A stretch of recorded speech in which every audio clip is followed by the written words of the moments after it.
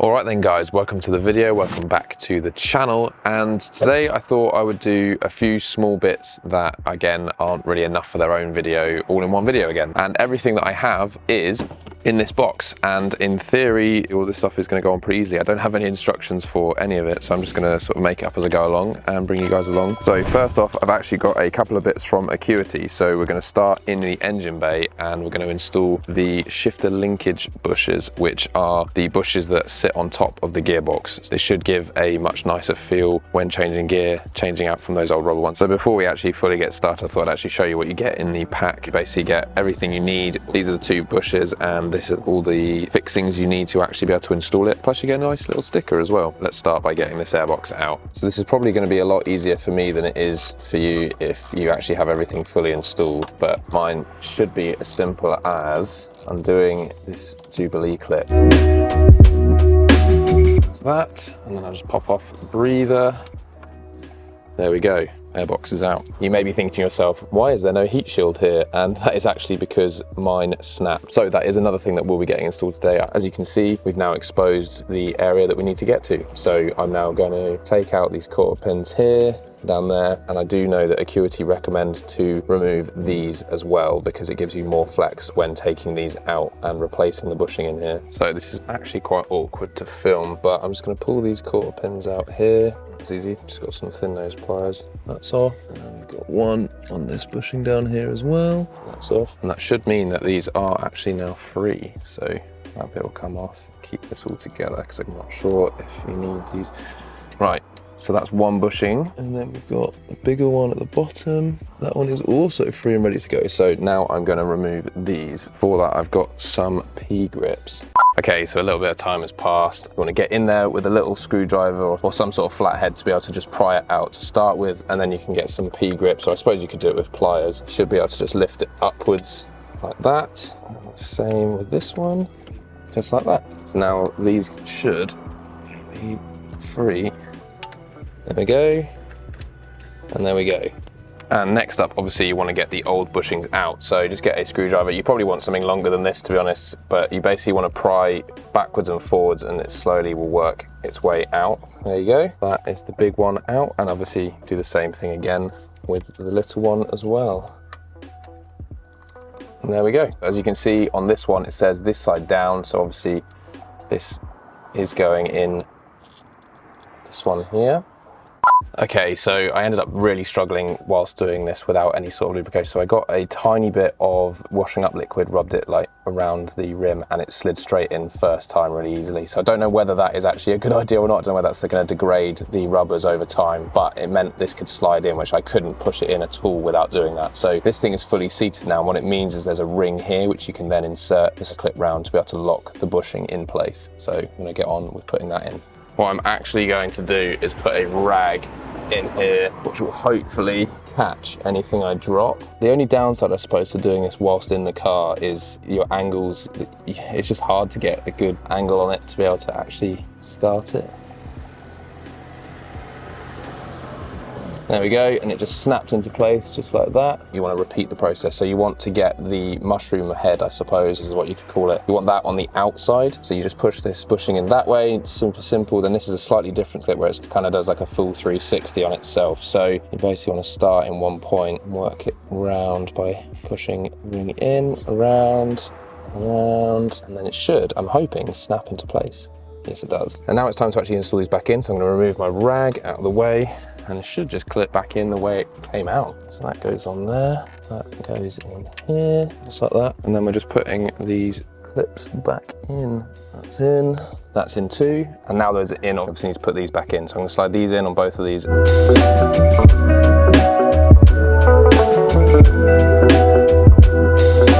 And so now those are in, I'm gonna jump in the interior and have a feel with the gear stick and see if you can actually feel any difference.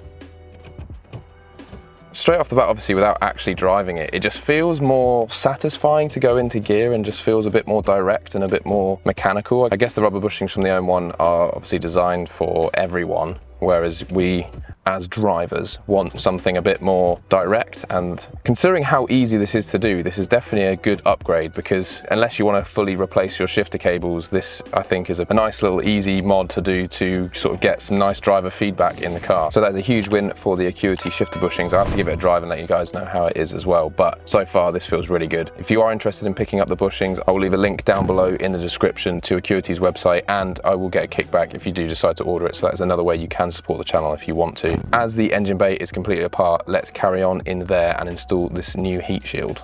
So I guess this is quite a niche thing to do, because I can't see why most people would actually end up in this situation. But basically my heat shield ended up snapping because I didn't actually have any of these brackets, because I bought the kit secondhand and it just didn't come with them. So it was only mounted on this hole here. This does actually look like a more updated design than my one used to be anyway. It does come with all the fittings and everything, no instructions, but it does look pretty simple. So let's get this thing installed. So as you can see, this thing should line up pretty easily. There's a hole down here, which that's going to sit on, 3 holes at the top, and they do seem, let me move this out of the way, it does seem to line up on this, like, I've never had the standard airbox, this must have been from that, but as you can see there is thread only to here, which means this whole bit needs a spacer. So what I've actually done is I've grabbed one of the airbox spacers off of the S2000. So I'm going to use this little rubber piece to sit on there like that, in between the bracket that this thing needs. So I think it is really as simple as this bracket goes on, then the spacer. You might need to find something you can use as a spacer as well. If you do have the standard airbox and you're doing this, I think the rubber from the standard airbox might be usable. Not totally sure, because I've never had one. Even though this isn't technically what these are for, I'm going to use one of these red washers on the top of that. And obviously this isn't ideal, and I think it's just going to look a bit better than just the rubber. Not perfect, and obviously you're supposed to use these within that washer instead, but I just think I've got a load of these spare, so I might as well use them for something like this. So that is now mounted, and I did forget that I actually took this piece off, so that just slides on there as well, like that, and we are literally ready to put this thing in. This can go in here like this, and then I'm going to fit it on the bottom hole first. Tegiwa supplies you with 2 bolts to mount this thing in. What I've actually realized I've just done is used one of the nuts from that bolt. So what I'm going to do, this is the OEM nut that actually was in here originally. So I'm going to put that one in, because it now means I then don't need both of the bits that came with the kit to actually mount this thing in anymore, which is perfect for me. Put that like that. Washer. That one's in, and then the OEM bolt, which I'm using, is also a 10mm, which is very convenient. So let me just tighten this up, and that's it. It's as easy as that. So now I can actually just put this entire engine bay back together, get the induction kit back in, and see if it fits right. So I've always found this to be a nightmare trying to get this back in. Whilst we're here, actually, I get a lot of comments asking how I ended up getting this fitting so well and not hitting the bonnet or anything. The secret is actually just some Velcro tape that you can see back here that just sticks the actual induction kit to the scuttle panel, which actually means you can get it to sit right. I'm going to come back to you guys once I've got this in. And there we go, engine bay fully back together, looks so much better in here. And if this is something that happens to you, which I can't really see happening, to be honest, this is probably a 2-minute job. It's super easy, and actually now the fresh black in there obviously is going to make a difference in terms of heat shielding for the cold air coming into the car, but also being fresh black just gives it that sort of new look in there as well. So I may end up changing the hardware in the future, we'll see what happens, but for now at least it fits in the car, nothing's fouling or anything, so it's time to move on to the next thing. And next up, we've got some more stuff from Acuity. So as you may have seen in my interior video that I did, I swapped to Acuity's Poco gear knob and changed the shifter boot and everything. Well, they have sent out another color for me to try, as well as something pretty fun, which is they're doing these charm rings now. But because I've already done all of the hard work, so to speak, this should be a really easy install for me. So if you are thinking of doing this, go check out that other video on how I ended up with this setup here. But for this video, it's going to be super simple. So they've actually sent out a red gear knob, which is going to be interesting. So obviously I've gone for the red and black look. So all I need to do is take the black off, and in this box I have the red one. So I'll show you this quickly. So it's sort of like a satin red finish. There you go. Looks pretty good. But before I install this, I'll show you the other things that they've sent me. In here you get the ring that you need. It goes round. As easy as that. And in here I've got a, what do they call it? They call it the long lost 10mm shifter little charm, and this is literally just a little piece that dangles from your shifter. Should be the easiest install of all time. So I believe this just hooks like this. that goes like that. All right, now it's time to add the red shift knob, see how it all looks together. So that goes on. And the other, obviously, the good thing about the Poco gear knob as well, which is why I switched to it, is that it sits lower, which gives you 15% shorter throws. Look at that, that's pretty fun. I actually don't mind the red with the charm as well, that's quite a laugh. So I don't actually know if I might have put this on the wrong way around actually. Yeah, that makes more sense, doesn't it? That goes there, that clips in there like that. Yeah, that's much better. So you can just have that sitting wherever you want it. Just a fun little addition. Again, if you want to pick either the red gear knob up, or the black gear knob that I've also got, or some of these charms, because they do offer way more than just the 10mm one. This is just the one I went for. Links down below if you want to pick any of those up. Leave a comment down below what you think is better. Do you think the red looks better than the black, or should I stick with the black? I think I'm going to run this for a little bit, see how I feel. So shout out to Acuity for sending that out. Right, let's move on to the next thing.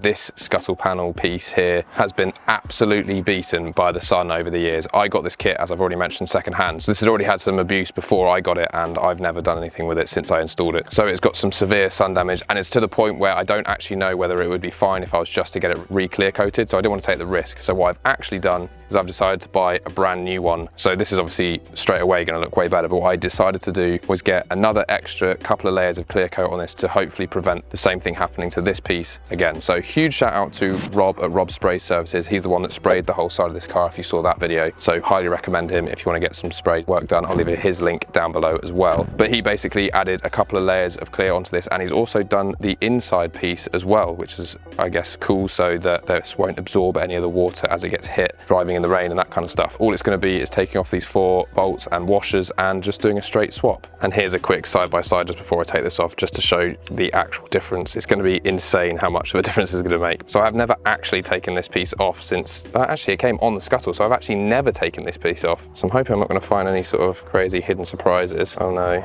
that looks like it's just spinning in the hole. That's worrying. Maybe this isn't as simple as I thought it was going to be. So this is, I guess, fluky for me, but also different for you guys if you don't run this piece. Well, I believe this is the Fiberworks scuttle panel replacement that you can get for the Tegiwa induction kit. And this had been flapping about a bit, so I needed to remastic it down. And luckily I didn't, because the way that the scuttle piece is mounted in is from beneath. So I've got to get these off to be able to actually take this piece off. So very lucky I hadn't stuck that down, because that was on my list of things to do. So I'm going to remove all of these, and I'll come back to you once I'm a bit further along. Okay, and I've now fully installed that piece. It was simply just 4 nuts on the back and then thread it through. It was a bit tight because you can tell this piece is obviously weathered in any way and molded to the shape, but I've got to get this back on now, and I'm hoping it's going to be simple and not ruin my panel. So obviously I'm going to bond this back on, but for the sake of this video, let's drop the bonnet and let's have a look at what this thing looks like. Yes, that looks so much better now with that fresh carbon. And from the front of the car, it looks better too with that sort of gloss look. It just looks a bit more black rather than grey.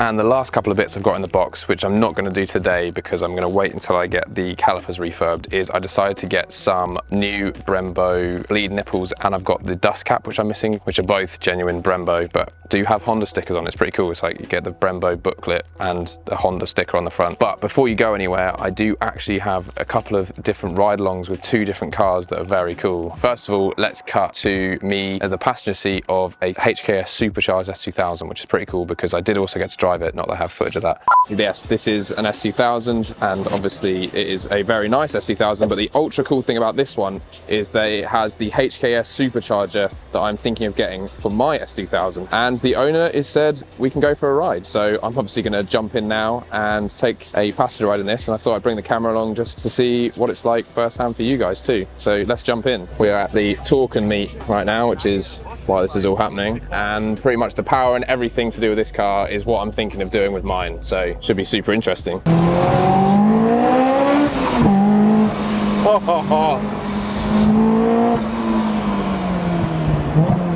Oh my god, already it's just, this is exactly what I thought it would be like. Like, it's like the same but enhanced.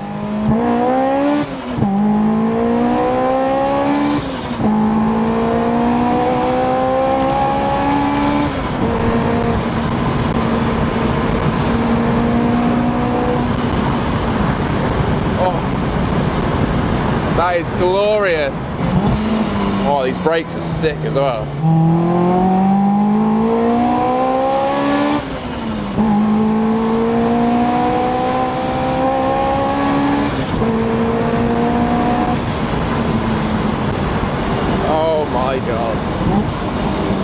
it is exactly what I want from mine. It feels NA still, but you still get the sick boosted noises. It just gives it that extra bit of power that I feel like the S2000 is missing. The suspension feels really good too, because mine's obviously still on the standard suspension. It's nice to feel what it's like on coilovers. This has got Nitron suspension though, so this is like premium suspension. It just makes me want to drive mine, but obviously I know it's not going to be as fast as this one. I am kind of speechless, to be honest, because this is everything I wanted it to be. S2000s are the best.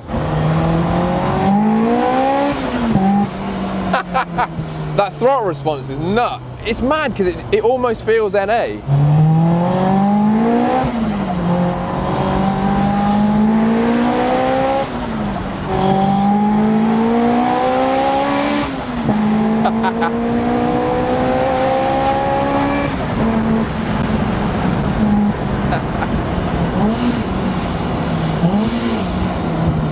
Unbelievable.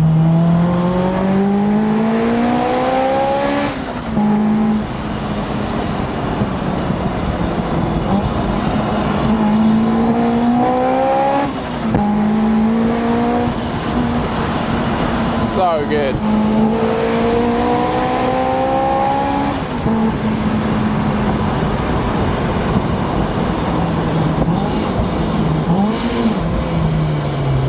Right, we'll head back and then I'll give you a quick walk around of this car as well. Okay, by some crazy fluke, the owner actually let me drive this thing as well. So I've just been out in the driver's seat and oh my God, is it incredible. It is exactly what I hoped it would be, and it is exactly why this kit is going to be the kit. This or the Science of Speed kit. So as you can see here, it has the HKS GT Supercharger. This is the Gen 1. If I'm going to do it, I'm probably going to do the Gen 2. Obviously a facelift car. We've got APR racing diffuser on this. This is chassis mounted at the way back. There's carbon front lip, which looks good. The carbon canards as well. It's got like some chrome RPF ones on it, which looks amazing with the AP Racing big brakes. What a baller setup that is, and this thing definitely needs. It's got floating rotors, obviously, as you can see. Got some sticky boy tires on it as well, some AR1s. We've got some carbon JLP side skirts on it. This wing on the back. So this is a APR wing, but the end plates are different, and so they apparently, according to the company, create 30 or 40% more downforce, but obviously no extra drag. We've got the carbon APR, looks super good, and actually something I didn't know existed, so that's good to know for the future. This could be an option for me, that maybe with the Voltex underneath could be cool. Don't know whether that's just because it's a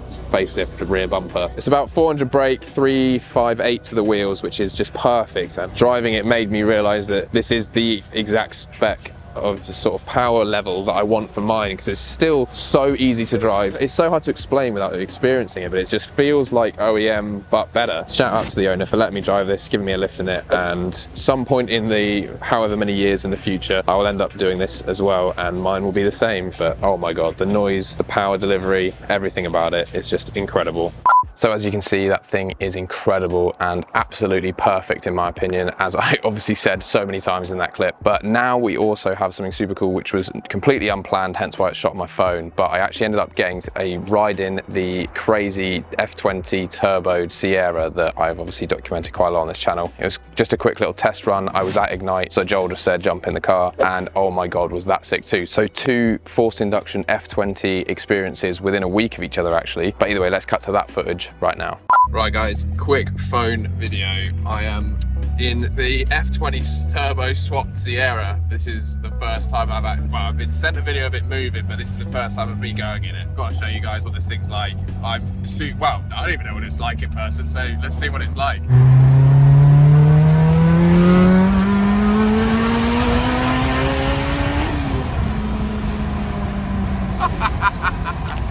This thing feels insane, and it doesn't feel anywhere near as sketchy as I thought it would, based on the fact that it's only got 2 15s in the rear. Like, it just grips up and just seems to want to go. Oh, that blow off is sick as well.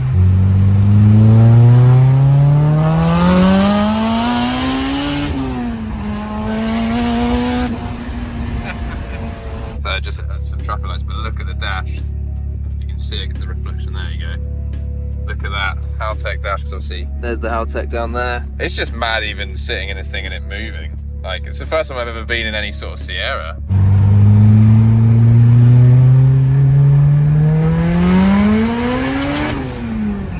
That was definitely some spinning.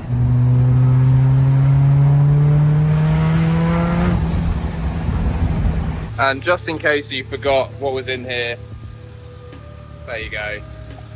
Absolutely insane. And there we have it, guys, just a load of little bits all pieced together in this one video. Hopefully you've enjoyed it. Let me know which was your favorite install, which was your favorite sound from either of those two cars. Both absolutely insane and amazing. And hopefully this has been useful for you if you're thinking of picking up any of these parts. So I'll leave a link for everything that I've done in this video down below, and if you want to pick any of it up, you can. As always, guys, don't forget to subscribe if you enjoyed this video. Always leave a like down below as well. Really helps the channel out, and I'll catch you guys in the next one.